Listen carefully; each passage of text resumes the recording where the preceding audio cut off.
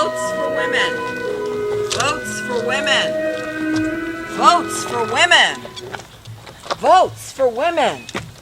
Do you believe that women should have the right to vote? Don't you want educated voters? In 1862, when I was 17, I came to Jacksonville as a teacher, and I was a good one. My students would have been educated voters. I was also lauded as a good wife and a loving, indulgent mother.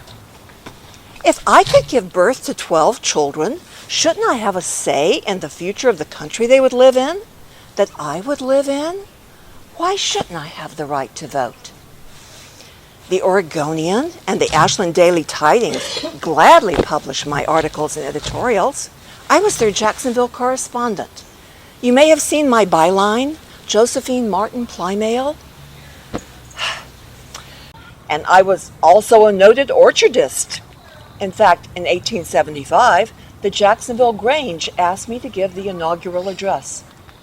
And 2 years later, the Siskiyou County Agricultural Society had me address their annual meeting. In fact, I frequently talked to lots of organizations and groups on many different subjects. Let's see. I gave a reading at the Teachers Institute. I spoke at the Legion of Honor. And I frequently addressed the pioneer societies. I even had business skills. I helped my husband, Tap Plymale, run the Excelsior livery stable here in Jacksonville for over 15 years. I even drove our clients as needed. I was described as a gallant lady pilot, successful and efficient. They could trust me with their lives. Why not with the vote? I really don't understand. Is it so absurd to want to vote? I was vice president of the Oregon State Women's Suffrage Association.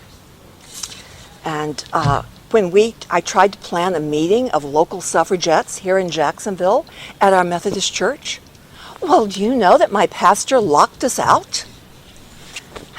And at one time, a violent mob was demonstrating against women's rights in the street in front of our house. Tap and I were afraid to show our faces. I just don't understand. What was so absurd about my wanting to vote? Of course, the protests could have something to do with the fact that many of the suffragettes were also active in the temperance movement to control the excessive consumption of spirits. This didn't sit that well with the gentlemen who liked their liquor. And I was treasurer of the local Women's Christian Temperance Union chapter, which had a certain irony to it, considering that at one point Tap was licensed to sell alcohol. Of course, Tap and I didn't always see eye to eye on everything, especially on politics. But he humored and he respected me. After all, politics ran in our blood. My father, William Martin, he was representative to both the Oregon Provisional and the Oregon Territorial legislatures. He was an Indian agent, and he was later appointed to the Land Office. And my husband, Tap, he was representative to the Oregon State Legislature. He was the Jackson County Surveyor, Deputy County Clerk, and also a Justice of the Peace. I even tried to run for office myself. In 1892, I filed to run for Jackson County Recorder. But somehow, my name never made it onto the ballot. I wonder why. However, I did obtain positions as committee clerk in both the Assembly and the Senate for the Oregon State Legislature. I took our youngest two daughters to Salem with me. I wanted to give them a taste of politics and also for them to learn how laws were made. Oh, and I also served as deputy clerk for the city of Jacksonville. I covered when the regular clerk was away. But people accused me of being too passionate, too involved in civic affairs.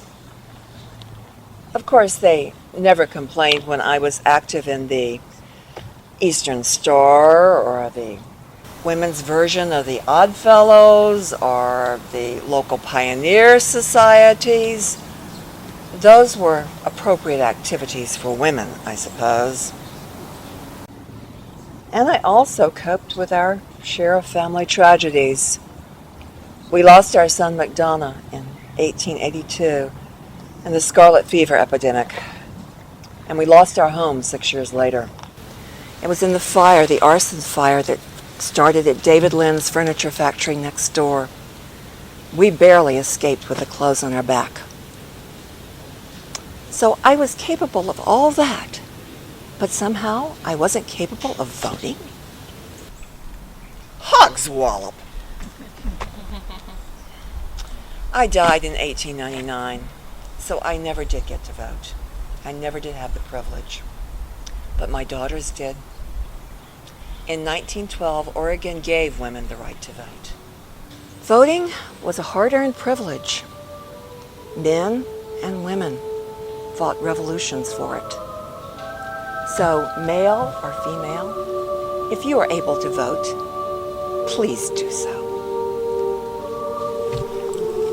Votes for women. Votes for women. Votes for women. Votes for women.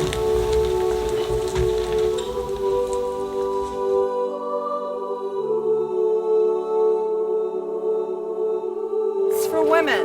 Votes for women. Do you believe that women should have the right to vote?